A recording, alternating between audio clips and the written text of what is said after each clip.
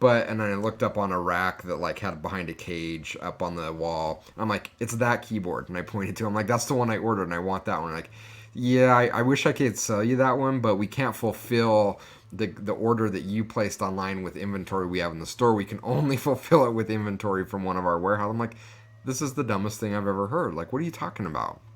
Like, yeah, I'm like, okay, well, I want to can't. Well, how about we cancel my online order and I just purchase that one?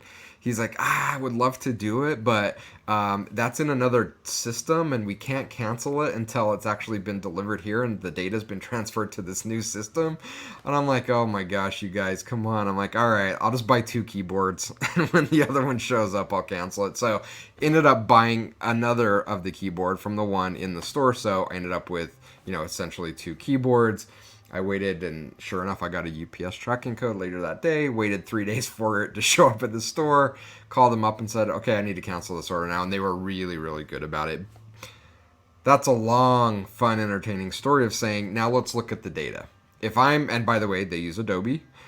So if I'm sitting at Guitar Center and I'm sitting in the web analytics function and I have access to Adobe and someone said, hey, go analyze our Boppus experience, it's going to show a sale. And I guarantee they don't have refunds piped in there. They might. If someone from Guitar Center is listening to this and they're like, oh, no, we can't, we have refunds, you hit me up and tell me. But, it's going to show that I ordered and it's going to show that I picked it up, which that's because that's how the system has to mark it.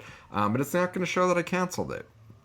And if you look at their other system, they're going to show two orders because they're going to see the Boppus order and they're going to see the order that I purchased in the store. But I think more importantly, because the data is siloed, if I'm just looking at the Adobe data and looking at analyzing the buy online pickup in store experience, there's nothing in that data that says Jason had a really clunky experience. Not only did it say on the site that it was available that day, when it wasn't, but he didn't even ended up ordering that keyboard because it was like 3 days later, and he could have just sent it to his house. And he was really frustrated with the Boppus system that doesn't show up in the data anywhere. And we're probably analyzing and saying, yeah, our customers are loving it. It's great. So we're missing this.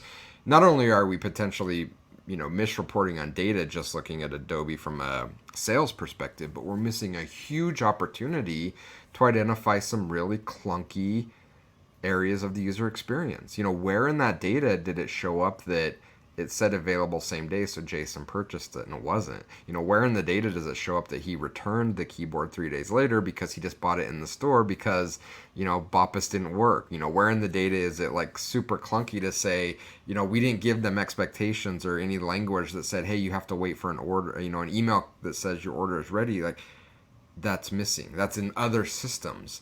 And so if we're looking just at the Adobe data, it's telling a completely different story than the experience that I had.